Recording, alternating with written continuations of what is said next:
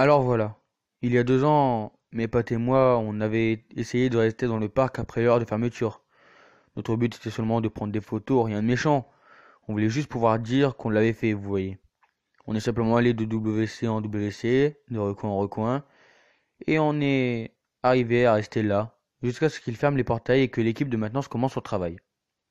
On a été vraiment surpris de ne pas se faire prendre. C'en était presque étrange quand on sait à quel point Disney prend à cœur la sécurité. Notre cœur battait comme si nous étions fous, et on s'est assis là pendant un moment, caché derrière une pierre tombale pas loin du manoir hanté. On a remarqué que c'était bien vrai. Les noms des membres du personnel de Disney étaient gravés sur chacune d'elles. Donc on a fini par prendre notre courage à deux mains, et on est parti rôder aux alentours, en faisant toujours attention de ne pas se faire voir. C'était vraiment étrange, on croisait parfois un employé de maintenance ou un garde qui faisait sa ronde, et on se contentait de l'esquiver ou de se cacher à un angle. Ça a marché pendant une trentaine de minutes. Évidemment, on ne pouvait pas continuer ça éternellement, et oui, on s'est fait prendre. Je veux dire, ils nous ont félicités pour avoir tenté et réussi, mais l'histoire ne s'arrête pas là. La première chose qu'on a dit quand ils nous ont pris, c'était «Vous allez nous enfermer dans les donjons?» Et ils se sont mis à rire. Le garde a rigolé aussi, et on ne s'en sortait pas trop mal après tout. Ils nous ont dit qu'on n'était pas les premiers à essayer de s'introduire après la fermeture, mais ils voulaient savoir comment on y était parvenu. On lui a expliqué et il s'est mis à rire en disant que ce n'était pas un mauvais plan. Puis il a dit qu'il devait nous emmener dans les cachots du parc pour un interrogatoire plus poussé. Ce qu'on a trouvé étrange, mais on s'attendait depuis le début à ce que si on se faisait prendre, on atterrirait là-bas. C'était peut-être notre plan depuis tout ce temps, sans doute. On voulait juste voir les catacombes, plus qu'on voulait rester dans le parc hors des heures de fermeture.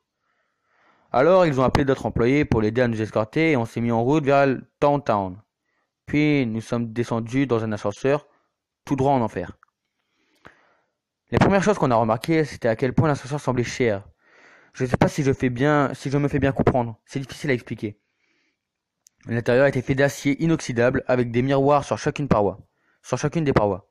Et le plancher était couvert d'une moquette rouge minable. Mais il avait l'air cher. Il n'y a que 2 boutons dans la cabine, sans compter le bouton d'urgence, monter et descendre. J'ai oublié de mentionner qu'ils ne nous ont jamais passé les menottes ni attaché les mains. Ils ne faisaient que marcher à nos côtés, s'attendant à ce qu'on les suive. Non, qu'on ait pensé à s'enfuir. Je veux dire, ces types semblaient sympas. Comment on aurait pu s'attendre à ce qui allait suivre? L'ascenseur s'est arrêté et on a emprunté ce couloir immaculé qui embaumait la javel. Il n'y avait aucune porte, de chaque côté que ce soit, un couloir entièrement vide et uni. On a marché pendant ce qui m'a semblé être une éternité. Et plus personne ne parlait. Il y avait moi, mes amis, le gardien et 2 autres agents de maintenance. Finalement, on a atteint une lourde porte munie d'un code d'accès et d'un lecteur de badge. Un des employés y a glissé sa carte, l'autre a tapé le code sur le clavier. J'ai vu le nombre qu'il a tapé. 12, 15, 66. Si je m'en rappelle encore. Ce que j'ai découvert plus tard à quel point ces chiffres étaient chargés de sens. Et quand j'y pense, ça me fait rire. C'est vraiment étrange que j'arrive à rire de ça en y repensant. Ils nous ont conduits, moi et mes amis, vers un autre corridor. Celui-ci avait plusieurs portes, aménagées de chaque côté. Chaque porte avait une petite fenêtre plexiglas de 25 cm de côté, en haut à droite de la porte. On aurait dit le service de psychiatrie d'un hôpital. Pour être honnête, pas tellement une prison. On est arrivé à la salle 1901, et il s'y trouvait un unique bureau avec 3 chaises, apprêtées pour moi et mes 2 amis. Puis ils nous ont laissés seuls ici, fermant la porte derrière eux. On s'est assis sur les chaises comme des gamins obéissants, et on a attendu leur retour. Mais ils ne sont jamais revenus. On a patienté pendant 2 heures. On n'a vu personne. Tim s'est approché de la porte et, curieusement, elle n'était pas verrouillée. Il ne l'a pas ouverte, cependant, il craignait qu'il y ait un garde dehors et qu'il pense qu'on cherchait à s'échapper. Et on ne voulait pas chercher plus d'embrouilles. Ah non, alors on a laissé passer encore, je sais pas moi, genre 25 minutes. Mais on commençait vraiment à s'impatienter. Et on a finalement décidé de sortir. Le couloir était aussi vide que tout à l'heure. Aucun signe de vie, rien. On a commencé à appeler. Oh hé, y a quelqu'un? Personne n'a répondu à nos appels.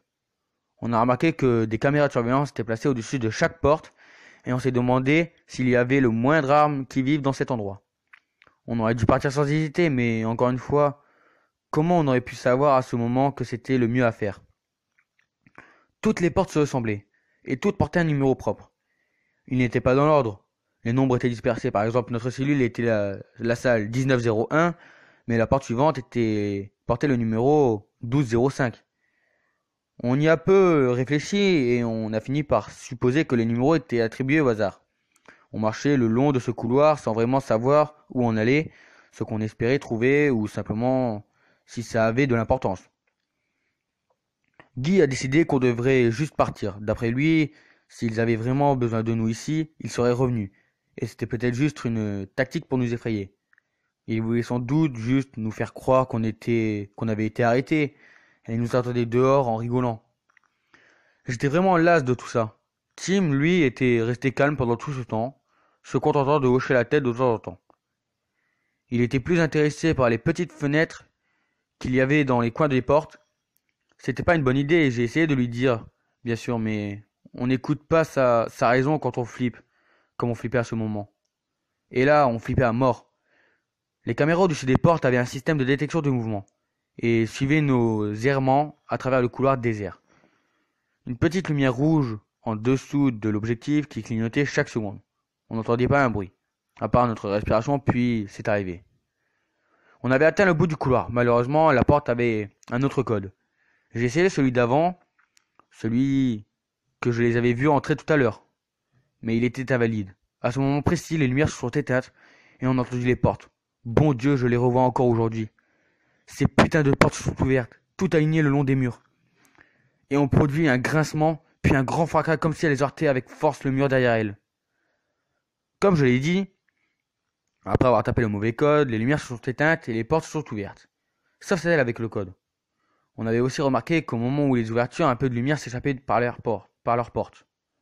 On est resté là, abasourdi pendant 5 bonnes minutes, sans savoir quoi faire.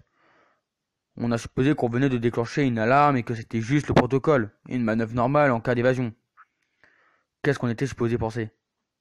Alors, on est retourné sur nos pas et c'est le nom de la porte verrouillée. Pour une raison ou une autre, on s'est mis à paniquer et on a été pris d'une envie de courir. On ne s'est pas concentré, c'est comme si à ce moment précis, on avait tous su qu'on devait le faire.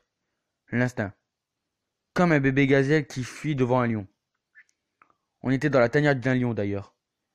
On n'a pas commencé à regarder par la porte avant d'en avoir dépassé une dizaine. Devant chaque ouverture se tenait un personnage en costume. On a couru devant des Donald, des Mickey, des Dingo, des Pluto et tous les autres personnages de Disney. C'était dément. Et on a crié aussi fort que nous pouvons le permettre. Je sais ce qu'on dit, ne regarde jamais derrière toi quand tu cours, mais je l'ai fait. Ils quittaient leur cellule et nous suivaient. Ils ne couraient pas. Ils se contentaient de marcher, nonchalamment. C'est ce qui rendait ça encore plus terrifiant. Presque comme s'ils savaient qu'on n'avait nulle part où aller. Aujourd'hui, je me demande si tout ça n'était pas dans ma tête, juste à cause de la peur et de la peur panique qu'on vivait à ce moment. Mais je le jure sur la vie de ma mère, que j'ai entendu se jouer It's a Small World à travers un interphone. J'ai une grande peur des poupées, et l'attraction m'a toujours effrayé. Et maintenant je les voyais, les petites poupées mécaniques, se tenant dans l'encadrement des portes alors qu'on passait. Les personnages en costume nous suivaient toujours. Les poupées ne nous pourchassaient pas, Dieu merci. Je crois que j'aurais fait une attaque si je les avais vues suivre l'escorte. Ça n'arrangeait pas tant que ça les choses. Je veux dire, combien de fois avez-vous été suivi par un groupe de gens costumés, apparemment disposés à vous dévorer vivant? Du moins, c'est ce que je me disais pour me persuader de continuer à courir. S'arrêter signifiait se faire dévorer par un putain de Donald Duck. Je sais pas pour vous, mais c'est pas comme ça que je veux mourir. Tim pleurait, Guy transpirait et respirait fort. Et j'ai tourné la tête pour voir s'ils étaient toujours suivis. Bien sûr, on l'était. Je ne suis plus sûr de combien de portes on avait dépassé à cet instant, ou s'il y avait vraiment un personnage différent à chacune d'elles. Mais je savais que ce couloir avait une fin et on allait sortir de là rapidement. Plus facile à dire qu'à faire. Alors, 1 ou 2 minutes de course, j'ai à nouveau regardé en arrière et j'ai vu qu'on ne pouvait plus rien voir derrière nous. J'entendais toujours le bruit de leurs pas, mais je suppose qu'on était trop loin pour les voir et qu'ils continuaient à marcher normalement. Le couloir se poursuivait sur ce qui semblait être une éternité. Et Guy a eu besoin de s'arrêter ou il allait tomber d'épuisement. La porte à côté de nous était ouverte, la lumière allumée, mais rien dans la pièce. J'ai décidé qu'on se cacherait ici le temps qu'on reprenne notre souffle et qu'on puisse continuer à avancer. Alors qu'on fermait la porte derrière nous, j'ai remarqué qu'elle portait le numéro 1966. Encore une fois, ça ne nous évoquait rien à ce moment. Tim a reporté la pièce, Guy était allongé par terre, respirait toujours aussi fort, et j'étais à la fenêtre, je ne voyais rien dehors. Plus de musique, plus rien. Il faisait sombre dans le couloir. Et c'était difficile d'en être sûr, mais je suppose que j'aurais pu voir des formes, ou même des ombres, n'importe quoi. J'ai continué à regarder, après une quinzaine de minutes, Guy a dit qu'il était prêt à repartir. Tim était le seul parmi nous assez malin pour sortir son nouveau smartphone. Aucun signal. Évidemment. Il a ouvert la porte lentement, précautionneusement, mais on n'entendait aucun bruit de pas. Plus rien ne nous suivait. Mais on a pris le risque. On s'est remis à courir. Cela ne nous a pris que 7 minutes de plus pour atteindre la porte. Elle n'avait pas de code et elle était ouverte. On est entré dans le corridor d'avant et Dieu merci, il n'y avait aucune porte. On a couru jusqu'à l'ascenseur, on a pressé le bouton monter et on s'est regardé encore éberlué par ce qui venait de se passer. Aucun de nous ne parlait.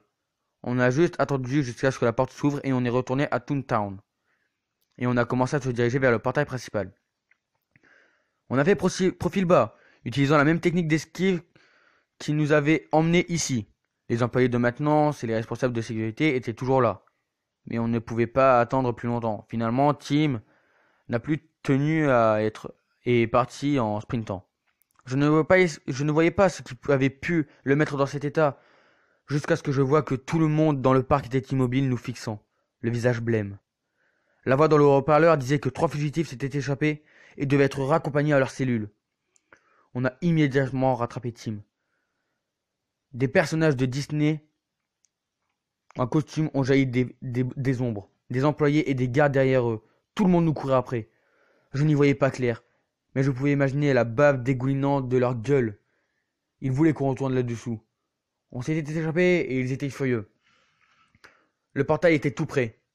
Le plus effrayant dans tout ça, c'est qu'on n'entendait rien à part la voix dans l'interphone. Aucun bruit de fond, aucun son de la part des employés. Même maintenant, alors qu'on courait apparemment pour nos vies, les personnages, les employés, les gardes, aucun d'entre eux ne nous adressait le moindre mot. Aucun ne criait, aucun ne nous disait de nous arrêter. Rien. Rien que le bruit de nos pas et parfois Guy qui suffoquait.